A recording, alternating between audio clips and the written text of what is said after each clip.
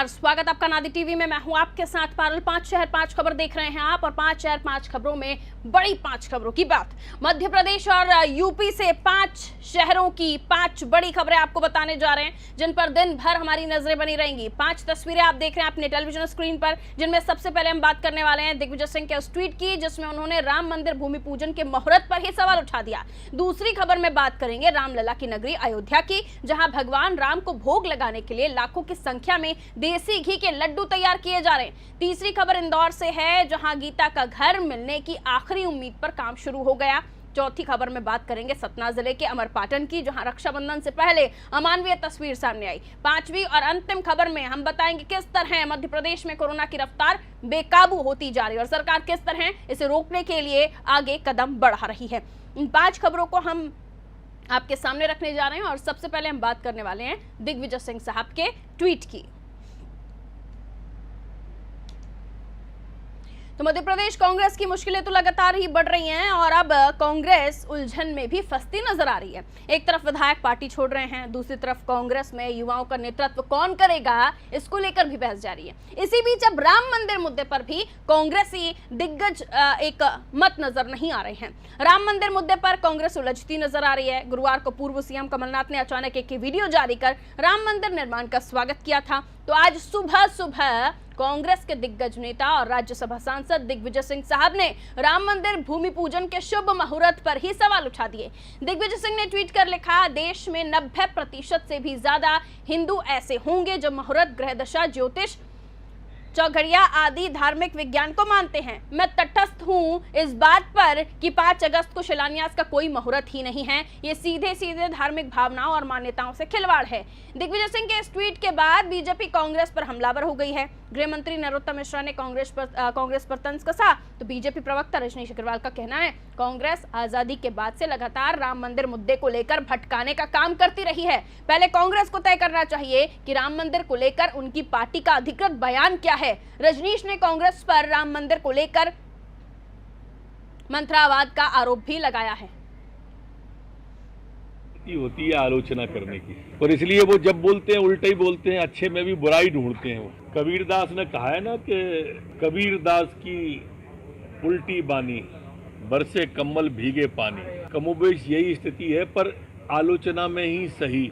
उनने कम से कम राम का नाम तो लिया। कमलनाथ जी हों या ये हों, इन्हें अपने शीर्ष नेतृत्व को भी बताना चाहिए।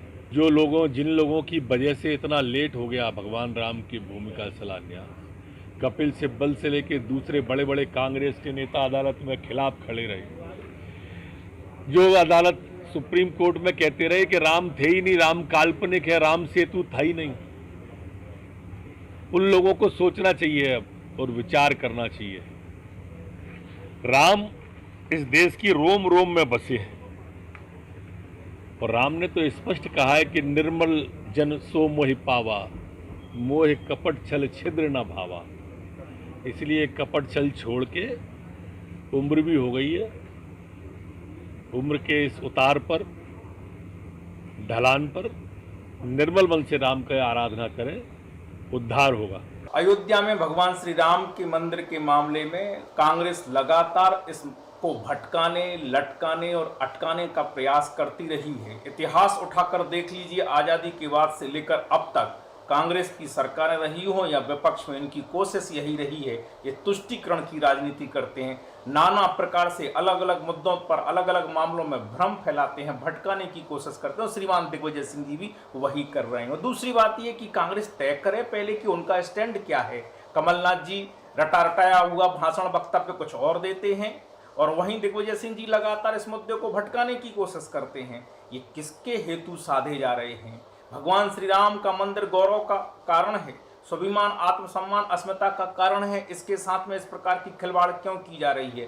ध्यान रखिएगा, ये मंत्रावाद अब इस देश में चल नहीं पाएगा। इस देश में इस प्रकार की कुटिल राजनीति चल नहीं पाएगी, क्योंकि देश का नागरिक दुनिया में भगवान राम पर आस्था करने वाला जाग चुका है, समझ चुका है। और इसीलिए कहा है कि जाको प्रभु दारुण दुख देई, ताकि मति पहले हर लेई। इतनी मति मारी गई है, और इसीलिए ये इस प्रकार के वक्तव्य देकर लगातार भ्रम का वातावरण।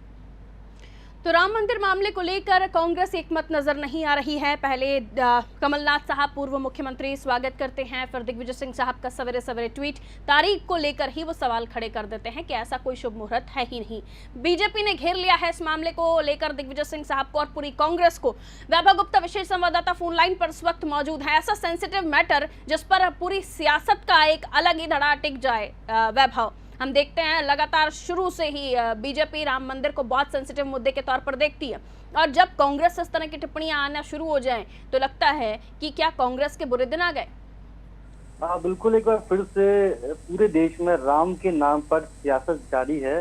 5 अगस्त को प्रधानमंत्री नरेंद्र मोदी जो राम मंदिर बनना है उसका भूमि पूजन करने को लेकर जाने वाले हैं। करीब 200 विशिष्ट अतिथि पूरे कार्यक्रम में शामिल होंगे और पूरे ही कार्यक्रम का लाइव प्रसारण किया जाएगा। लोगों उससे पहले हर किसी के नाम पर राम तो है, लेकिन राम के नाम पर सियासत थमने का नाम नहीं ले रही। आज इस तरह से पूर्व मुख्यमंत्री दिग्विजय सिंह ने ट्वीट करके कहा कि 90% हिंदू जो कोई भी अच्छा काम करते हैं, चाहे वो मकान हो चाहे पूजा पाठ हो, उसके लिए पहले मुहूर्त दिखाते हैं और मुहूर्त दिखाने के बाद ही कोई अच्छा काम किया जा सकता है और जाता भी है। दिग्विजय सिंह भी शायद यही कहना चाह रहे हैं। उनका ये कहना है कि 5 अगस्त को मेरी जानकारी के अनुसार ऐसा कोई मुहूर्त नहीं है, तो फिर 5 अगस्त को ही क्यों राम मंदिर का भूमि पूजन करने के लिए नरेंद्र मोदी जा रहे हैं। इसके पीछे क्या तर्क है, उन तर्कों को बताना चाहिए।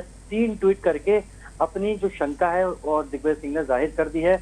कल हमने देखा था कि पूर्व मुख्यमंत्री कमलनाथ ने भी ट्वीट एक वीडियो जारी किया था जिसमें उन्होंने राम भक्त होने की बात कही थी, और वहीं बीजेपी लगातार कांग्रेस पर सवाल खड़े कर रही है। आज गृह मंत्री नरोत्तम मिश्रा से सवाल किया गया कि एक बार फिर दिग्विजय सिंह, जो कि पहले भी राम मंदिर को लेकर विवादित ट्वीट कर चुके हैं, आज उन्होंने फिर राम मंदिर के मुहूर्त को लेकर सवाल खड़े किए हैं। तो स्पष्ट तौर पर नरोत्तम मिश्रा ने कहा कि चली कम से कम इस बहाने तो दिग्विजय सिंह के जो बोली है, जो जुआ है, उस पर राम आए हैं और राम का कम से कम वो नाम तो ले रहे। इसके साथ इन्होंने कहा कि कांग्रेस तो पहले से भी राम नाम पर सवाल खड़े करती रही और कांग्रेस के कारण ही अब तक श्री राम का मंदिर बनकर तैयार नहीं हो पाया।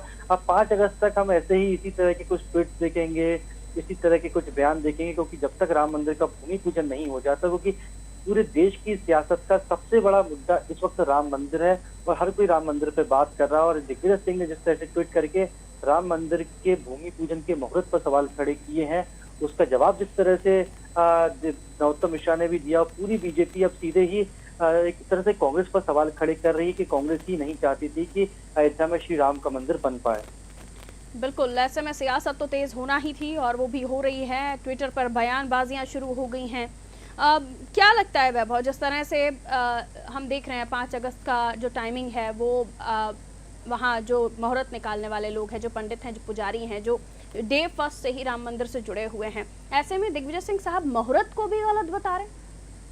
न केवल दिग्विजय सिंह, जबकि जो शंकराचार्य हैं उन्होंने भी मुहूर्त को लेकर सवाल खड़े किए थे। उन्होंने भी अपना बयान जारी करके कहा था कि मेरी जो जानकारी है उसके मुताबिक कि 5 अगस्त को ऐसा कोई भूमि पूजन का बहुत अच्छा मुहूर्त नहीं है। लेकिन हमने इससे पहले भी देखा है कि जो वैदिक मंत्र होते हैं उसमें जो कई ज्योतिष होते हैं किसी काल को बहुत अच्छा बताते हैं, वहीं कुछ ज्योतिष होते हैं जो अपनी ज्योतिष गणना के आधार पर उस वक्त को बहुत ज्यादा सही नहीं बताते हैं। तो ये जो पंडित होते हैं, जो ज्योतिषाचार्य होते हैं, जो एस्ट्रोलॉजर्स होते हैं, ये इनकी एक पूरी जो गणना होती है उसके आधार पर उस गणना को हर कोई सत्य मान ले, ऐसा भी पॉसिबल नहीं है, क्योंकि लोकतंत्र में अपनी बात करने का मौका हमारे भारत के संविधान ने हर किसी को दिया है। लेकिन इसके इतर राम का जो मंदिर है, हर कोई चाहता था, हर भारत का नागरिक चाहता था कि भगवान राम का मंदिर बने। कोर्ट के आदेश के बाद अब राम मंदिर बनने भी जा रहा है। 5 अगस्त को बाकायदा भूमि पूजन किया जाएगा। लेकिन ऐसे में अगर राम मंदिर के मुहूर्त को लेकर सवाल खड़े दिग्विजय सिंह कर रहे हैं ट्वीट के माध्यम से, तो शायद और ज्यादा बेहतर होता है कि वो कुछ एक अच्छा मुहूर्त बताते, अच्छे उपाय के साथ आते और किसी अच्छे ज्योतिष के जो गणना होती है उसके आधार पर अपनी बात करते हैं, तो शायद अच्छा लगता है। क्योंकि हम देख रहे हैं कि कांग्रेस की हालत कैसी होती जा रही है। कांग्रेस में जो 2 धड़े हो गए हैं, एक बुजुर्ग नेताओं का धड़ा है जिनके पास अनुभव है, दूसरा जो धड़ा है वो युवा नेताओं के पास है जिसमें जोश है।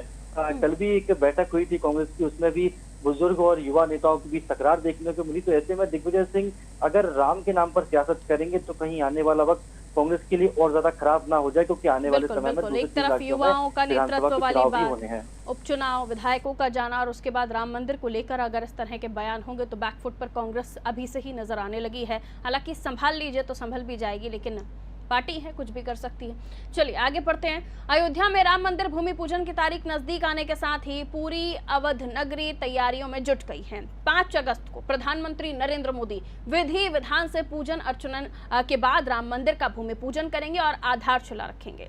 इस कार्यक्रम के बाद पूजा का प्रसाद भी वितरित किया जाएगा, जिसके लिए अयोध्या में लाखों की संख्या में देसी घी के लड्डू बनाए जा रहे हैं। लगभग 1 दर्जन से अधिक विशेष कारीगरों के माध्यम से अयोध्या में 1,11,000 देशी घी के लड्डू तैयार किए जा रहे हैं। रामनगरी अयोध्या में भगवान श्री राम के भव्य मंदिर निर्माण के भूमि पूजन के प्रसाद स्वरूप ये लड्डू देश के सभी तीर्थ स्थलों और राम भक्तों तक पहुंचेंगे। 5 अगस्त को विधि विधान पूर्वक वैदिक विद्वानों के माध्यम से पूजा अर्चना कर आधारशिला रखी जाएगी। इस दौरान विंध्याचल के विशेष कारीगरों द्वारा तैयार किया जा रहा ये स्वादिष्ट लड्डुओं का भोग रामलला को लगाया जाएगा। भूमि के स्थल पर भोग लगाने के लिए 1,11,000 लड्डू तैयार हो रहा है और 11,000 ऐसा टिफिन तैयार हो रहा है। पहले तो भगवान श्री राम का जो भूमि पूजन होगा वहाँ 101 थाल जाएगा और बाकी ये लोगों में वितरण होगा। सामग्री होगी, चादर, ये पीताम्बरी होगी, भागलपुरी चादर होगा, मखन्ना का होगा और अखंड भारत दर्शन जो पुस्तक वो रहेगी और राम जन्मभूमि का भविष्यवाणी जो बाबा जी किए थे वो पुस्तक रहेगी। देखिए, हिंदू धर्म में संख्या का बहुत महत्व होता है, खासतौर पर जब हम चढ़ावा चढ़ा रहे हों। हम अगर पैसे भी रखते हैं तो 11 रुपये, 21 रुपये, 101 रुपये, और उसके बाद अब जब भगवान राम के मंदिर का निर्माण होने जा रहा है, उनकी मंदिर के लिए आधारशिला रखने जा रही है, तो राम जन्मभूमि में क्यों ना इस तरह से लड्डुओं का भोग बनाया जाए। देखिए कितने सारे लड्डुओं का भोग यहाँ लगने जा रहा है और ये तमाम जगहों पर इन लड्डुओं को पहुँचाया जाएगा प्रसाद स्वरूप। राजू संवाददाता हमारे साथ इस वक्त फोन लाइन पर मौजूद हैं और भी ज़्यादा जानकारी देने के लिए। तो रामलला का भव्य मंदिर तैयार होने के लिए आधारशिला रखी जाएगी राजू, लेकिन इतनी तादाद में भोग बनेगा और खास तौर पर कारीगरों को बुलाया गया इसके लिए। बिल्कुल आपने सही कहा। देखा जाए जिस तरीके से पारोल के राम नगरी अयोध्या की अगर बात करें, भगवान श्री राम के भव्य मंदिर का निर्माण जो है इस साथ देश के सभी तीर्थ स्थलों और राम भक्तों तक भेजा जाएगा, क्योंकि जिसके लिए विशेष कारीगरों के द्वारा बात करें 1,11,000 देसी घी के लड्डू तैयार किए जा रहे हैं। और सबसे बड़ी बात बता दूं, 500 साल का जो मुकदमाबाजी जो चल रहा था भगवान राम का, वो खत्म हो गया और 5 अगस्त को भगवान श्री राम की भव्य मंदिर का जिस तरीके से देखा जाए निर्माण कार्य प्रधानमंत्री नरेंद्र मोदी के कर कमलों के द्वारा किया जाएगा, वो आधारशिला रखेंगे। जिस तरीके से पूजन के बाद प्रारंभ कर दिया जाएगा और 5 अगस्त को विधि विधान पूर्वक वैदिक विद्वानों के द्वारा पूजा अर्चना कर आधारशिला रखने के बाद इस दौरान बात करें विंध्याचल के विशेष कारीगरों के द्वारा किया गया जाएगा जो लड्डू तैयार किया जा रहा है 1,01,000 इसका भोग लगाया जाएगा भगवान रामलला के सामने। उसके परिसर में मौजूद इस आयोजन शामिल होने के साथ ही पूरा अयोध्या व देश के सभी तीर्थ स्थल पर राम भक्तों तक पहुंचाया जाएगा। क्योंकि देखा जाए इसमें योगदान की बात करें, राम भक्तों की अगर बात करें, साध्वी ऋतंबरा की बात करें या उमा भारती की बात करें, ऐसे तमाम मैं पारोल आपको बता दूं जो हिंदू परिषद से नेता बीजेपी की बात करें, हिंदू परिषद की अगर बात करें, संतों की, बहुत उन्होंने योगदान दिया है। जिस तरीके से काफी लोग इसमें दुनिया से छोड़ के चले गए और काफी लोगों के खिलाफ अभी भी मुकदमा चल रहा है और तारीख बराबर करते हैं। जैसे पूर्व मुख्यमंत्री कल्याण सिंह की बात करें, जो गवर्नर भी रहे, उन्होंने फिर भारतीय जनता पार्टी का फिर उन्होंने जिस तरीके से सदस्यता ग्रहण की तो फिर उनको कोर्ट में हाजिर होना पड़ता है। ऐसे तमाम नेता राजनीतिक दल की बात करें या फिर इन साधु संतों की बात करें। और सबसे बड़ी बात जो है पारोल में आपको बता दूं, मायावती बड़ी नाराज है बसपा सुप्रीमो, क्योंकि जहाँ देखा जाए दलित समाज की बात करें तो महामंडलेश्वर को नहीं बुलाया गया, वहाँ 200 साधु संतों को बुलाया गया जो पूजा अर्चना में शामिल होंगे और मायावती ने इसका विरोध किया है। अब देखेंगे कि पीएम नरेंद्र मोदी की बात करें, यूपी सीएम योगी आदित्यनाथ उनको 5 अगस्त को महामंडलेश्वर को वो न्योता देंगे कि वो अयोध्या पहुंचेंगे या नहीं, ये बात का विषय। तो किस तरीके से जनता की बात करें, दलित समाज की बात करें, और भी यहाँ पर देखा जाए पारुल, जो आदमी भगवा अगर गेरुआ रंग धारण कर लेता है तो उसकी कोई जाति नहीं रहती है, क्योंकि वो महाराज संत बाबा सब हो जाता है, तो वहाँ जातिवादी का कोई शब्द नहीं होता है। पर महामंडलेश्वर को क्यों नहीं बुलाया गया, क्या इस पर मायावती ने बहुत विरोध जताया है। और यहीं पर अगर मनोज कुमार की बात करें, जिस तरीके से उन्होंने भी कहा है 1 दर्जन से अधिक कारीगरों के द्वारा माध्यम से 1,11,000 राम मंदिर के मुद्दा लड्डू भी ऐसा है राजू कि ऐसा हुआ ही नहीं कभी कि राम मंदिर का मसला निकला हो और किसी तरह की सियासत या बयानबाजियां ना हुई हो। कुछ पक्ष में होती हैं तो कुछ विरोध में होती हैं। अब आधारशिला रखने जा रही है और ऐसे में बयानबाजियां होनी थी। इसके लिए पहले भी हम देख चुके हैं कि जब जब ये मुद्दा सामने आया है बयानबाजियां होती हैं, कुछ अच्छी कुछ अच्छी नहीं। चलिए, बहुत शुक्रिया जानकारी देने के लिए। तो राम मंदिर निर्माण की आधारशिला के साथ ही बहुत बड़ी तादाद में भोग चढ़ाया जाएगा और उसी के लिए सभी अपनी तरफ से तैयारियां भी कर रहे हैं। और चलिए अगली खबर की तरफ बढ़ते हैं। 5 साल पहले पाकिस्तान से भारत लाई गई मूक बधिर गीता, जी हाँ, मूक बधिर गीता की हम बात कर रहे हैं, जिसके बारे में अब कहा जा रहा है कि जो सांकेतिक भाषा के जानकार के घर पर रह रही हैं, इशारों में उससे पूछताछ की जा रही है। नदी किनारे बने माता के मंदिर और रेलवे स्टेशन, ये तीनों एक गांव में है जहां पर गन्ना और धान की खेती होती है। उसके आधार पर गीता का घर मिलने की आखिरी उम्मीद पर काम शुरू हो गया है। दरअसल साल 2003 की अगर हम बात करें तो साल 2003 में गीता ट्रेन में बैठकर पाकिस्तान पहुंच गई थी। 2014 में तत्कालीन विदेश मंत्री सुषमा स्वराज को उसकी जानकारी लगी। उन्होंने पाकिस्तान से प्रयास कर उसकी घर वापसी कराई। उसे इंदौर के मूक बधिर संगठन में रखा गया, लेकिन 5 साल में ना उसके घर का पता चल सका और ना माता पिता मिले। यही चिंता उसे लगातार खाए जा रही थी। जिला प्रशासन ने आखिरकार संगठन से लेकर उसे सांकेतिक भाषा के जानकार ज्ञानेंद्र पुरोहित और मोनिका पुरोहित को सौंप दिया। पुरोहित दंपति ने उसे अपने घर पर बेटी की तरह रखा। इशारों में प्रयास किया जा रहा है कि वो उन्हें अपने घर का पता बता सके। कई अहम जानकारी गीता ने दी है, जिसमें उसने बताया कि उसके गांव में नदी है जिस पर घाट बना है, चढ़कर जाने पर मंदिर है, उसमें बड़ी आकृति वाली माता जी हैं। गांव में ही रेलवे स्टेशन है, गन्ना और धान की खेती होती है, कंडे में नीम का धुआं उसी क्षेत्र में किया जाता है। गीता का सारा इशारा बिहार की ओर जा रहा है, जिसके बाद पुरोहित अब इंदौर पुलिस से बिहार जाने के लिए सिपाहियों के दल की मांग कर रहे हैं। भारत के नक्शे पे वो बिहार और झारखंड के जो मानचित्र है उस पर उंगली रख रही है और ये कह रही है कि यहाँ पर देखिए मेरे घर के पास मंदिर है, नदी है, पहाड़ है और कुछ इंडिकेशन इस तरह की भी दे रही है कि जो इसके 5 भाई बहन हैं। तो हम लोगों ने बिहार के जो कमिश्नर हैं डॉक्टर शिवाजी कुमार, उनसे बात की है और उनसे हम पत्राचार प्रारंभ कर दिया है। तो पूर्व विदेश मंत्री स्वर्गीय सुषमा स्वराज के अथक प्रयासों से गीता को पाकिस्तान से देश में लाया गया था, हिंदुस्तान में लाया गया था। हिंदुस्तान की बेटी ने घर वापसी की थी और उसके बाद तब से ही प्रयास किए जा रहे थे कि उसकी घर वापसी हो सके, लेकिन क्योंकि वो मूक बधिर है, बोल नहीं सकती, सिर्फ इशारों में ही बात करती है, तो अभी तक जो प्रयास हुए हैं पुरोहित दंपतियों को इतना ही पता चला है और जो संकेत मिल रहे हैं वो बिहार की तरफ। और भी ज्यादा जानकारी लेते हैं। संजय संवाददाता इस वक्त फोन लाइन पर हमारे साथ मौजूद हैं। क्या वापसी हो पाएगी गीता के? संजय, जो इशारे वो बता रही है, बिहार की तरफ जो इशारे जा रहे हैं, क्या कोशिश की जा रही है बिहार में पता करने की कि कहां पर इस बेटी का घर है? संजय, देखिए पारुल, मैं आपको बता दूं कि जब 2015 से गीता इंदौर में आई है, तभी से उसका मन इंदौर में रहने के लिए लग रहा है। पहले वो किसी और सेंटर में रहती थी, उस सेंटर से अभी बदल कर वो ज्ञानेंद्र पुरोहित जी के यहाँ के सेंटर में आई है। वो इसलिए यहाँ पर कंफर्टेबल फील करती है क्योंकि ज्ञानेंद्र पुरोहित जी के साथ साइन लैंग्वेज में उससे बात करना अच्छा लगता है और वो अपनी बात को सही तरीके से समझा देती है। अभी जब से ज्ञानेंद्र पुरोहित जी के यहाँ आई है, उनका कहना है कि जिस गांव से निकल कर मैं गई थी तो उसके कुछ यादें उनके दिल दिमाग में, मस्तिष्क में मौजूद है, जिसमें कहीं नदी तालाब दिखाई दे रहा है, कहीं ट्रेन दिखाई दे रही है, कहीं धान दिखाई दे रहा है। इस तरह से तस्वीर बनाकर वो अपने घर की जो है एड्रेस को पहचानने की कोशिश कर रही है। इसमें ज्ञानेंद्र पुरोहित जी का उनको पूरा सहयोग मिल रहा है और वो चाहते हैं कि जिला प्रशासन और पुलिस प्रशासन भी उनकी मदद करे ताकि वो अपने परिवार के तक पहुंच सके।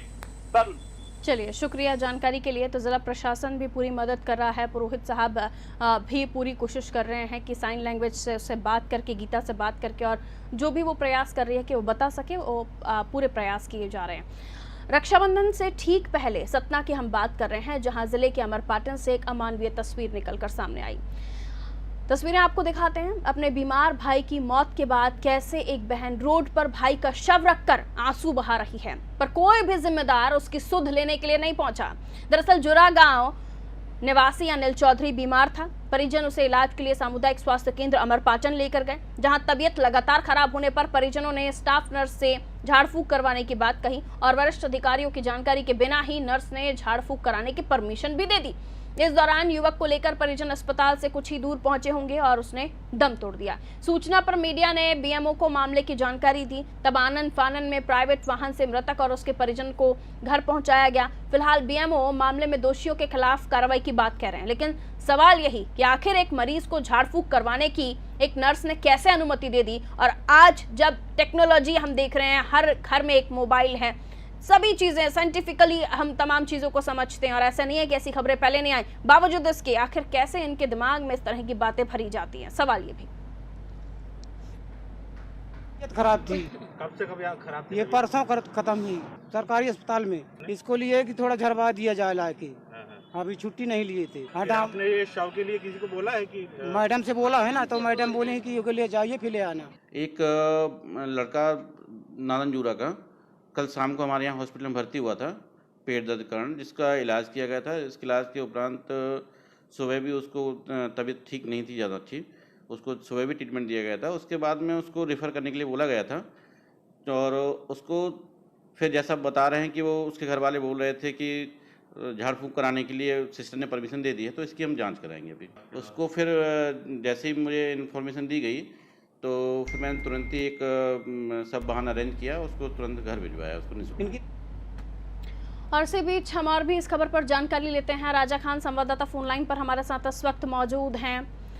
राजा, पहले तो सवाल यही कि आखिर इस नर्स ने कैसे परमिशन दे दी?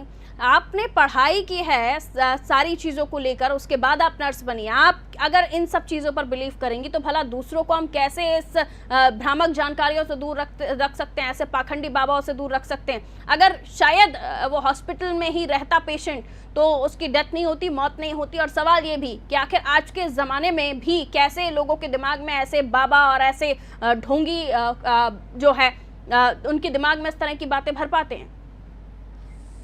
जी बिल्कुल पारू जी, मैं बताना चाहता हूँ कि पूरा मामला अमरपाटन समुदाय केंद्र का है, जहाँ पर स्वास्थ्य विभाग की एक बड़ी लापरवाही उजागर हुई है। जहाँ पर नर्स द्वारा अविश्वास मतलब झाड़ फूंक के लिए उन्होंने बात की कि हम लोग झाड़ फूंक के लिए लेके जाना है, जबकि वो भर्ती था, उनके पेट में दर्द था। जहाँ की जुड़ा निवासी है अमरपाटन हॉस्पिटल में भर्ती था, वहाँ युवक की बहन पिता के साथ अपने देखने आई थी। तबीयत में सुधार न होने की वजह से सोचा कि झाड़ फूंक करा दिया जाए। पिता ने बहन ने नर्स से बात की और नर्स से बोला कि हम लोग लेके जाना है, तो उन्होंने तुरंत कोई अधिकारी से बात भी नहीं किया और उनको छुट्टी दे दिया। जब वो छुट्टी दे के ले गई तो महज 100 मीटर अस्पताल से 100 मीटर दूर उसके भाई ने उसके गुर्दी पे दम तोड़ दिया। जी पारू, नर्स जिसके पास अथॉरिटी नहीं होती है वो किसी तरह का डिस्चार्ज दे सके, तो उसके इतने हौसले कैसे बुलंद हो जाते हैं राजा कि वो डिस्चार्ज कर देती है या फिर जाने की परमिशन दे देती है? जी पारू जी, मैं बता रहा हूँ कि जब मेरी इस घटना में मेरी सीएमएचओ सपना से बात हुई तो उन्होंने साफ तौर पे कहा था कि अगर ऐसी कोई लापरवाही हुई है तो हम कड़ी से कड़ी कार्रवाई करेंगे। लेकिन पारुल जब मीडिया की टीम वहां पे पहुंची है, इसके बाद वहां पे कोई नहीं था, ना स्वास्थ्य विभाग पहुंचा था ना कोई। इसके बाद स्वास्थ्य विभाग तुरंत अलर्ट हुआ है और ना तो सी वाहन न कोई एक भी व्यक्ति उसके पास पहुंचा नहीं था। इसके बाद जब सी वाहन आई है फिर उसको लेके गई, उसको घर पहुंचाया गया है और सीएमओ ने बात भी किया है, मैंने बात भी किया था, तो उन्होंने यही कहा, कार्रवाई का आश्वासन दिया गया है और लापरवाही तो सामने ही आई है। जी बोलिए राजा, मीडिया के हार्ड एंड फास्ट एक्टिविटीज की वजह से तो कई सारे मामले उजागर होते हैं, वरना कई सारे तो पता ही नहीं चलता था कि कब खत्म हो गए। बहरहाल शुक्रिया जानकारी के लिए। तो ऐसे में नर्स डिस्चार्ज कर देती है, जाने भी देती है, कैसे नर्स को इतनी अथॉरिटी हो जाती है और कैसे ये लोग जो भोले भाले लोग हैं, ग्रामीण लोग हैं, वो ऐसे लोगों के चंगुल में, ऐसे बाबाओं के चंगुल में फंस भी जाते हैं। अगर शायद वो व्यक्ति वहाँ हॉस्पिटल में ही रहता तो आज हो सकता है वो जिंदा भी होता। चलिए अगली खबर के रुख करते हैं। मध्य प्रदेश में कोरोना की रफ्तार बेकाबू हो गई है। एक बार फिर प्रदेश में 24 घंटे के अंदर कोरोना के 838 मामले सामने आ चुके हैं, जबकि प्रदेश में कोरोना से 10 लोगों की मौत भी हो गई। प्रदेश में अब कोरोना के मरीजों का आंकड़ा 32,000 के पार पहुंच गया और अब तक 867 लोग कोरोना से जंग हार चुके हैं। राजधानी भोपाल में लॉकडाउन के 7वें दिन जरूर असर दिखाई दिया। यहाँ रोज 200 के ऊपर मरीज मिल रहे थे, लेकिन शुक्रवार को राजधानी में कुल 166 मरीज मिले। भोपाल में अब कोरोना संक्रमितों की संख्या 6,634 पहुंच गई। प्रदेश में कोरोना का कहर इस कदर हावी हो गया है कि अब उसकी जद में नेता भी आ रहे हैं। प्रदेश सरकार और बीजेपी संगठन के बाद अब कांग्रेस विधायक और पूर्व मंत्री पीसी शर्मा भी कोरोना पॉजिटिव पाए गए। मध्य प्रदेश में बेकाबू होता कोरोना, जिसको रोकने के लिए सरकार ने हर स्तर पर प्रयास शुरू कर दिए हैं। सीएम ने निर्देश दिए हैं, किल कोरोना अभियान पार्ट 2 के तहत 1 अगस्त से 14 अगस्त तक प्रदेश में संकल्प की चेन जोड़ो, कोरोना की चेन तोड़ो अभियान चलाया जाएगा। ये मुख्य रूप से जागरूकता अभियान है, जिसके अंतर्गत अनिवार्य रूप से मास्क लगाना और फिजिकल डिस्टेंसिंग का पालन करने के लिए लोगों को जागरूक किया जाएगा। सरकार ने फैसला लिया है कि 500 करोड़ के माइनिंग फंड का 1/3 कोविड में खर्च होगा। विधायक निधि से पीपीई टेस्टिंग किट खरीदे जाएंगे। मंत्री विधायक वेतन का 30% मुख्यमंत्री राहत कोष में देंगे, जो कि एक अच्छी पहल है। जिसके बाद हो सकता है जो परेशानियां हॉस्पिटल्स में चल रही थी, पीपीई किट को लेकर कई बार खाने पीने को भी लेकर कंप्लेंट्स आई, उसको दुरुस्त करने के लिए फंडिंग सरकार के पास होगी। तो कोरोना से जंग जीतना है और तमाम प्रयास सरकार अपनी तरफ से कर रही है, लेकिन बच कोई भी नहीं पा रहा है। जो पालन कर रहा है, जो नियमों को फॉलो कर रहा है, रूल्स को फॉलो कर रहा है, वही बच पा रहा है। और इसी के साथ ये भी आपको बताते चलें, एक बार फिर से किल कोरोना अभियान पार्ट 2 की शुरुआत हो गई है, जिसमें जागरूकता अभियान चलाया जाएगा। और यहाँ से हम भी आपको जागरूक किए देते हैं कि मास्क पहनिए, सैनिटाइजर का उपयोग कीजिए, सोशल डिस्टेंसिंग, सामाजिक दूरी का पालन कीजिए। प्रधानमंत्री नरेंद्र मोदी ने कहा 2 गज की दूरी बहुत जरूरी, तो इसे जरूरी ही मानिए, तभी आप कोरोना से बच पाएंगे। और ये आंकड़े जिसको लेकर प्रयास किए जा रहे हैं कि ये कोरोना कंट्रोल हो, ये भी नीचे आ पाएंगे। फिलहाल मुझे दीजिए इजाजत, और खबरों के लिए आप देखते रहिए अनादि टीवी। नमस्कार।